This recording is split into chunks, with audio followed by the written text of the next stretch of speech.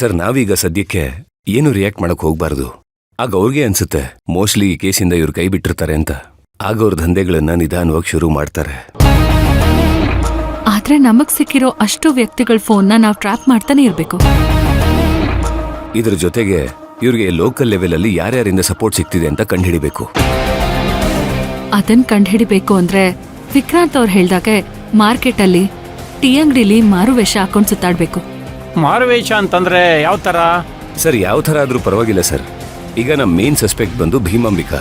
So ನಾವು ಕೊರಗಂಜಿ ವೇಷದಲ್ಲೋ ಅಥವಾ ಮೀನ್ ಮಾರೋ ವೇಷದಲ್ಲೋ ಅವ್ರಿರೋಂಥ ಜಾಗಕ್ಕೆ ನಾವು ಎಂಟ್ರಿ ಕೊಡ್ಬೋದು. ಅಯ್ಯೋ, ಸಿಕ್ಕಾಕೊಂಡ್ರೆ ತುಂಬಾ ಅಪಾಯ ಅಲ್ವಾ? ಅದೇ ಸರ್ ಚಾಣಕ್ಯತನ.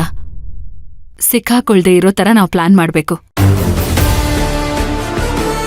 ಅನುಮಾನ ಬರ್ದೇ ಇರೋ ತರ ಆಕ್ಟ್ ಮಾಡ್ಬೇಕು. ಓ, ಅಂದ್ರೆ ಇನ್ವೆಸ್ಟಿಗೇಷನ್ ಜೊತೆಗೆ ಈಗ ನೀವಿಬ್ರು ಆಕ್ಟಿಂಗು ಶುರು ಮಾಡ್ಬೇಕಾಗತ್ತೆ. ಸರ್ ಈಗ ನಾವು ಮಾರುವೇಷದಲ್ಲಿ ಆ ಭೀಮಾಂಬಿಕಾ ಮನೆಗೆ ಹೋದ್ರೂ ಕೂಡ ಅಲ್ಲಿ ನಡೀತಾ ಇರೋ ದಂಧೆಗಳ ಬಗ್ಗೆ ನಮ್ಗೇನಾದ್ರೂ ಕ್ಲೂ ಸಿಗುತ್ತೆ ಅಂತ ನಾವು ಎಕ್ಸ್ಪೆಕ್ಟ್ ಮಾಡಕ್ಕೂ ಆಗೋದಿಲ್ಲ ಸರ್. ಯಾಕಂದ್ರೆ ಅವ್ರು ತುಂಬಾ ಕ್ರಿಮಿನಲ್. ಮನೆಗೂ ಅದಕ್ಕೂ ಲಿಂಕ್ ಇಲ್ದೇ ಇರೋ ತರ ಮೇಂಟೈನ್ ಮಾಡ್ತಾ ಇರ್ತಾರೆ. ಇದಕ್ಕೆ ಅಂತಾನೆ ಅವ್ರು ಮೋಸ್ಟ್ಲಿ ಬೇರೆ ಬೇರೆ ಫೋನುಗಳನ್ನು ಉಪಯೋಗಿಸ್ತಿರ್ಬೋದು. ಇಲ್ದೆ ಹೋಗಿದ್ರೆ ರಾಯದುರ್ಗದಲ್ಲಿ ಅವ್ರೆಲ್ಲರ ದೃಷ್ಟಿಯಲ್ಲೂ ಒಳ್ಳೆಯವರು ಅಂತ ಮೆರೆಯಕ್ ಆಗ್ತಿರ್ಲಿಲ್ಲ. ಹಾಗಾಗಿ ಸರ್ ನಾವು ಫಸ್ಟ್ ಅವ್ರ ನೆಟ್ವರ್ಕ್ನ ಕ್ರ್ಯಾಕ್ ಮಾಡಬೇಕು. ಅದಾದ್ಮೇಲೆ ಅವಳ ಮೇಲೆ ಅಟ್ಯಾಕ್ ಮಾಡಬೇಕು. ವಾಹ್, ಎಕ್ಸಲೆಂಟ್. ಪಲ್ಲವಿ, ವಿಕ್ರಾಂತ್, ನಿಮ್ ಪ್ಲಾನು ತುಂಬಾ ಚೆನ್ನಾಗಿದೆ. Thank you sir. ನಾನು ಅವತ್ತಿಂದನೂ ಹೇಳ್ತಾ ಇದ್ದೀನಿ, ನೀವಿಬ್ರು ಜಗಳ ಬಿಟ್ಟು ಒಟ್ಟಿಗೆ ಕೆಲಸ ಮಾಡಿದ್ರೆ ಫಲ ಡಬಲ್ ಆಗಿರುತ್ತೆ ಅಂತ. ಇವಾಗ ಪ್ರೂವ್ ಆಯ್ತು ನೋಡಿ.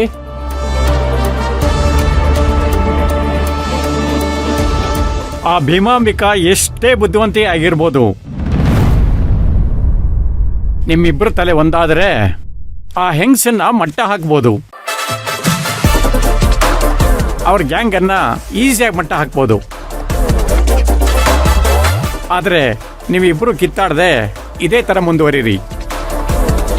Okay sir. Okay sir. Congrats. Thank you sir.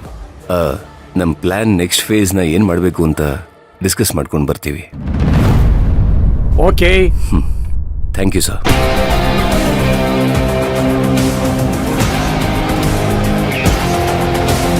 ಎಷ್ಟು ಚೆನ್ನಾಗಿದೆ ಇವರು ಜೋಡಿ.